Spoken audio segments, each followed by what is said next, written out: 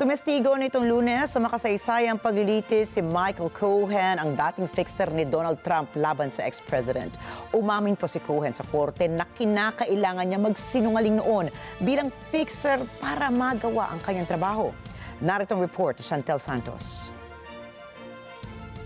Ilang taong nagtrabaho si Michael Cohen bilang fixer ni Donald Trump. Siya ang nagsilbing tagalutas ng problema ni Trump noon. Minsan sinabi pa nitong tatanggap siya ng bala para sa bilyonaryo. Si Cohen na dating tapat na tenyente ay siya ng sakit ng ulo ni Trump ngayon. Si Cohen ay ang pangunahing saksi ng prosekusyon laban sa makasaysayang criminal trial ng dating presidente.